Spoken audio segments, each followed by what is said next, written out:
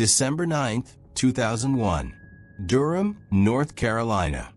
911 call. Michael Peterson's voice cracks through the line. My wife had an accident. She fell down the stairs. She's still breathing. Hurry. When paramedics arrive, they find Kathleen Peterson sprawled at the bottom of the staircase, lifeless. Her skull gashed. Blood pooled around her like dark ink. But something didn't sit right. Why were there so many lacerations? Why was there blood on the walls, even the ceiling? Was this a fall, or something far more sinister? What began as a tragic accident would unravel into one of the most twisted murder investigations in American history. A wealthy novelist, a suburban dream, and secrets buried deeper than blood. This is the Staircase Mystery. Michael Peterson, decorated Vietnam veteran, best-selling author, father of 5. Kathleen, a successful Nortel executive, intelligent, charming, devoted. To friends, they were the golden couple, an American success story. But as investigators dug deeper, cracks began to surface. Michael had financial troubles. Kathleen's job was in jeopardy.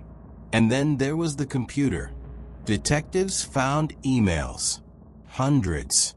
Michael was engaging in explicit conversations with young male escorts, even arranging to meet one the night Kathleen died.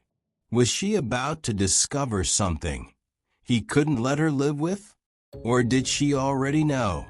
Michael was arrested for murder. But as the trial began, the case twisted into something even darker. The prosecution argued this was no fall. Kathleen had confronted Michael about his secret life, and in a fit of rage, he bludgeoned her to death with a fireplace blow poke. But there was a problem. No murder weapon was ever found. And yet, the scene told a gruesome story. Spatter analysts described a blood explosion. EMTs couldn't believe a fall downstairs could cause such trauma. Multiple skull lacerations. No brain damage. No broken bones. But too much blood for an accident. Then came the twist. In a shocking moment during trial prep, the prosecution unearthed an eerily similar case from Michael's past. Elizabeth Ratliff, a family friend. She too was found dead at the bottom of a staircase. Michael and his then-wife were the last to see her alive. Her 2 daughters, later adopted by the Petersons. Ratliff's body was exhumed. The result? Death by homicide. 2 women, 2 staircases, 1 man in the center. Coincidence or pattern? But the defense struck back with science. World-renowned experts testified the injuries could absolutely have come from a fall. They accused investigators of tunnel vision. The blow-poke theory debunked when the item was later found, untouched, dusty, in the Peterson garage. Then there was the Peterson family, divided. Some children supported Michael to the end. Others turned away. And behind it all, the camera. A French documentary team had been filming Michael since the arrest. Viewers around the world watched in real time, forming their own theories. Truth became theater. Justice blurred. And just when it seemed the trial couldn't get any more dramatic, the jury reached a verdict. Guilty. Michael Peterson was convicted of first-degree murder and sentenced to life without parole. But was justice served, or was an innocent man condemned by innuendo and spectacle? Because years later, a critical piece of evidence would unravel. A blood spatter analyst, the prosecution's star witness, was exposed for misconduct in dozens of cases, including Michael's. The verdict was overturned. A new trial was on the horizon. But Michael had a choice to make. Fight again or take a deal. Was he guilty all along, or just another victim of the justice system's cracks? The truth might be stranger than fiction. The death of Kathleen Peterson sent ripples through the peaceful town of Durham, North Carolina. But as investigators dug deeper, the case began to unravel in ways no one could have predicted. Behind the stone facade of the Peterson home was a family stitched together from previous lives. Michael and Kathleen had raised children from past marriages, and while outwardly perfect, those close to them knew nothing was ever quite right. Then came the autopsy report. The findings were brutal. Lacerations to the scalp, 7 in total. No skull fracture. No defensive wounds. And hardly any blood on Michael. Was it truly a fall? The prosecution painted a chilling picture. Kathleen discovered Michael's bisexuality, the secret emails, the explicit photos. An argument erupted, and in a fit of rage, he killed her with a fireplace blow poke. But the defense had their own theory. Kathleen had too much to drink, took Valium, and slipped. The staircase did the rest. 2 stories, 1 body, and the truth buried beneath a pool of blood. With every day, the trial twisted deeper into the bizarre. And then something even darker emerged. Because years earlier, in Germany, another woman close to Michael Peterson had also died at the bottom of a staircase. Before Kathleen, there was another woman, another staircase, another body. Her name was Elizabeth Ratliff. She was a friend of Michael Peterson and his first wife, Patricia. A vibrant, intelligent woman, recently widowed, raising 2 daughters. The Petersons were close, so close, in fact, that Michael became a father figure to her girls. But then, Elizabeth died. The original cause of death? A cerebral hemorrhage. Natural causes, the authorities said. No foul play suspected. Until 2003, when her body was exhumed. The autopsy findings were chilling. She hadn't died of natural causes. The injuries on her head were strikingly similar to those Kathleen had suffered. Lacerations, blunt force trauma, staircase. Coincidence? Or something far more sinister? And the final twist? Michael Peterson was the last person to see Elizabeth Ratliff alive.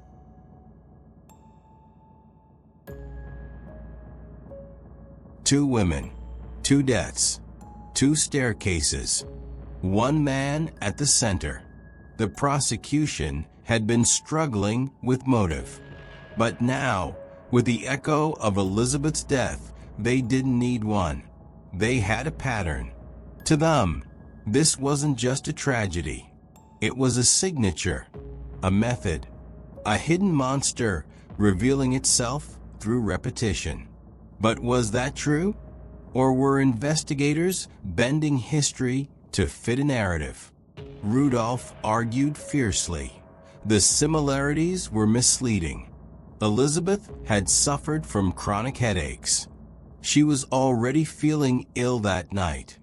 And there were no eyewitnesses, no signs of a struggle, just assumptions and hindsight. But the damage was done. When you hear hoofbeats, you think horses, not zebras. But what if both deaths really were accidental? What if Peterson was just tragically unlucky? Or was he playing the long game all along? The media exploded. Suddenly, Michael wasn't just the grieving husband. He was the man with 2 dead women at his feet. Public opinion turned dark. The jury watched, not just with their minds, but with their emotions. The prosecution called it a smoking gun. The defense called it a haunted coincidence. But either way, it changed everything. Still, questions loomed. Why would Peterson kill a woman who adored him? Why risk everything? There was no insurance policy, no infidelity, no smoking weapon, only suspicion. Was this an invisible pattern? Or were investigators clinging to tragedy like threads in a web they were desperate to weave? He didn't just lose Kathleen, he took her from us. The staircase had become a symbol of death. July 1st, 2003, Durham, North Carolina. The courthouse is packed. News crews circle like vultures. Inside, Michael Peterson sits at the defense table, stoic, composed, or pretending to be. This wasn't just a murder trial. It was a spectacle, a performance. And at the center of it all, a man accused of pushing his wife down the stairs. The question, was he a grieving husband or a cold-blooded killer? Prosecutors argued the case was simple. Michael was in debt. Kathleen had just learned of his bisexual affairs. That night, an argument exploded, and it ended in blood at the bottom of the stairs. The autopsy told its own chilling story. 7 lacerations to the scalp. No skull fractures. No brain injuries. The state had an answer for that too, the blowpoke. A fireplace tool allegedly used as a weapon. But no blood was ever found on it. No DNA. Just theory. She died. She bled. She suffered because she found out. But Michael's defense fought back with force. They called in experts. They challenged the very science the state leaned on. For every photo of blood, they had a counter theory. A fall may be exacerbated by wine, Valium, and stress. And yet, there was one moment that tipped the balance. A woman named Candace Zamperini, Kathleen's sister, demanded justice. But it was another woman who shocked everyone. Her name was Margaret Ratliff. Michael had adopted her and her sister Martha after their mother, Elizabeth Ratliff, was found dead in Germany at the bottom of a staircase. 2 women, 2 deaths, both found on stairs, both connected to Michael Peterson. Coincidence or a chilling pattern? Her body, buried for nearly 2 decades, was exhumed. The verdict? Homicide. The courtroom tilted. The jury heard it all. Michael didn't just have a tragic history. He had a pattern. On October 10, 2003, the verdict was delivered. Judge, we, the jury, find the defendant guilty. Michael Peterson was sentenced to life in prison without parole. But the story was far from over, because the justice system that condemned him was about to be exposed. Was justice served or manipulated? Behind bars, Michael Peterson faded from public view. But outside, his case was about to explode back into the spotlight, not because of new evidence, but because of old lies.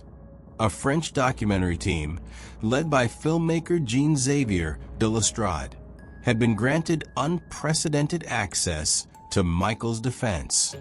Their cameras rolled from day one, but what started as a quiet legal chronicle became something else entirely. The footage painted a different picture. Michael composed. The prosecution theatrical. The system flawed. The documentary, The Staircase, aired across Europe and the U.S. It raised new questions about the evidence, about the motive, about the truth. And then, in 2011, the truth cracked wide open. Duane Deaver had been a key expert for the prosecution. He claimed Peterson's blood patterns were proof of homicide. But now, he was on trial. SBI blood analyst Duane Deaver has been suspended for misconduct. The truth? Deaver had exaggerated results, misrepresented evidence. In multiple cases, his science had helped convict dozens, including Peterson. In December 2011, after 8 years behind bars, Michael Peterson walked out of prison. Not a free man, but no longer convicted. A new trial was set. The state prepared to fight again. But time had passed. Witnesses faded. Memories blurred. And Michael? He was tired, broken, but unbent. In 2017, facing the prospect of another trial, with more uncertainty, more spectacle, more pain, he took a deal. An Alford plea, a strange corner of American law. It meant Michael maintained his innocence, but accepted that the state had enough evidence to convict him. No confession, no vindication, just an ending. Or was it? Because even now, questions echo louder than ever. Why was there no clear murder weapon? Why no defensive wounds on Kathleen? Why no signs of a struggle? And, yes, an owl. A theory so bizarre it sounded like a joke, until it didn't. Some forensic experts now believe Kathleen was attacked by a barred owl outside the house. Lacerations from talons, feathers in her hand, microscopic twig fragments embedded in her scalp. She may have run inside, dizzy, bleeding, and fallen down the stairs. Could it be? Nature, not murder? No jury ever heard it. No prosecutor ever addressed it. Michael Peterson may have lied about many things. But did he lie about this? A fall or a push? A lie or a system built on theater? The staircase still stands. Empty now. Silent. But it holds echoes of a scream, a fall, or a lie, depending on who you ask. Michael Peterson lives a quiet life, away from cameras, courtrooms, and constant scrutiny. Kathleen is gone. Her family remains fractured, divided by belief and burden. And us? We're left to wonder, was justice ever served? Or did a system, built on doubt and performance, deliver something colder than a verdict? No one will ever truly know what happened on that staircase. But that mystery has become a mirror, one we can't stop looking into. Because in the end, this isn't just about Michael or Kathleen. It's about truth, how we find it, how we fight over it, and whether we're ever truly ready to face it. This isn't just a story about crime. It's a story about justice, about perception, and how one tragic night can echo forever.